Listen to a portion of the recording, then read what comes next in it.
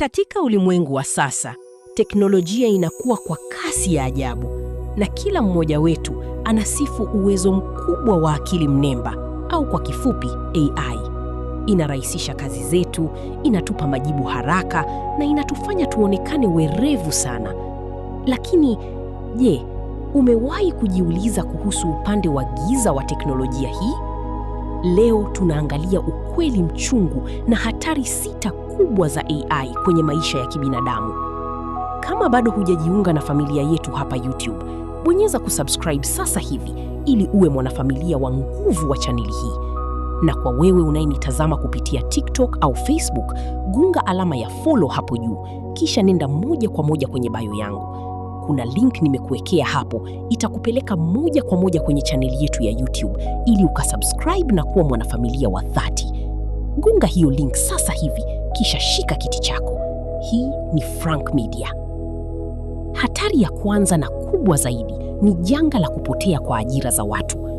AI inakuja kuchukua nafasi za kazi za mamilioni ya watu kwa kasi ya kutisha mno.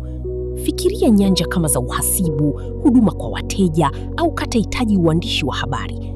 Kazi ambazo zilikuwa zikifanywa na timu ya watu 10, sasa hivi mfumo mmoja tu wa AI unazimaliza ndani ya sekunde chache, tena kwa ufasaha mkubwa na bila kudai mshahara au likizo.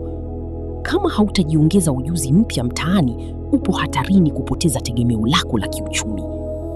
Hatari ya pili ni kupotea kwa uwezo wa kufikiri na ubunifu wa asili wa binadamu.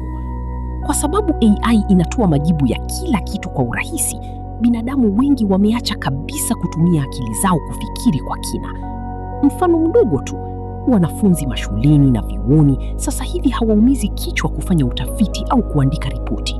Wanachukua kila kitu kutoka kwenye mifumo kama ChatGPT na kuwapa walimu wao. Tukishazoeza akili zetu kutegemea mteremko huu, tunajigeuza kuwa viumbe goigoi wasio na uwezo wa kutatua matatizo wenyewe.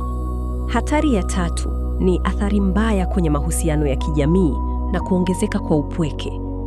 AI inatengeneza mazingira ambapo watu wanapata marafiki wa kidijitali au wachumba wa kufikirika ndani ya simu zao, ambao wanaongea nao kila wanachotaka kusikia. Mfano mzuri ni program zinazounda wapenzi wa bandia wa ki-AI.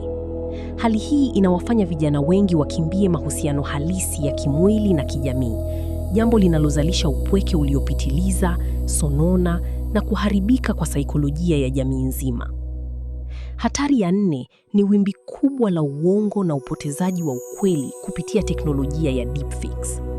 Siku hizi AI ina uwezo wa kutengeneza picha, video na hata sauti ya mtu yeyote, ikiongea vitu ambavyo kiuhalisia mtu huyo hajawahi kuongea.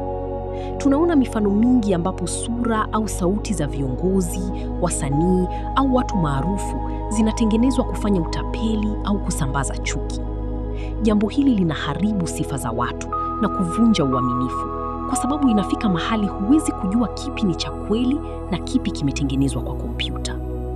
Hatari ya 5 ni unyang'anyi wa data na kupotea kabisa kwa faragha yako. Kila unapotumia mifumo hii ya AI, unalisha taarifa zako za siri, tabia zako, picha zako na mawazo yako kwenye mifumo yao. Kampuni kubwa za teknolojia zinatumia siri hizi kukusoma kiakili, kujua unachopenda na kukuelekeza kwenye bidhaa zao bila wewe kujua.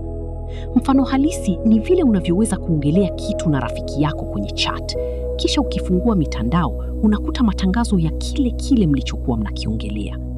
AI inatujua kuliko tunavyojijua wenyewe, na hapo faragha yetu inakuwa imekufa. Hatari ya 6 na ya mwisho ni ubaguzi na makosa kwenye maamuzi makubwa ya kiusalama na kijamii.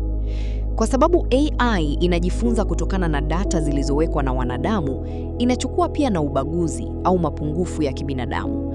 Mfano, ukienda nchi zilizoendelea, mifumo ya AI inayotumiwa na polisi au mabenki imekuwa ikibagua watu wa rangi fulani au wenye vipato vya chini kwa kuwanyima mikopo au kuwaweka kwenye orodha ya wahalifu bila ushahidi thabiti.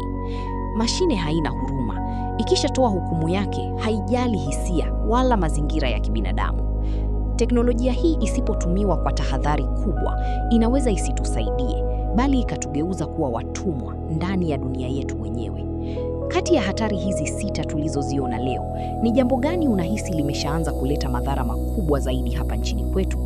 Shusha maoni yako hapo chini kwenye comment. Mimi nitapita nayo yote kuona mtazamo wako. Kama bado hujajiunga na familia yetu kule YouTube, gonga subscribe sasa hivi. Na kwa wewe uliyepo TikTok na Facebook, usiondoke hivi hivi bila kubofya ile link iliyopo kwenye bio yangu sasa hivi. Itakupeleka direct YouTube ukasubscribe ili uwe unapokea madini haya makavu kila wiki.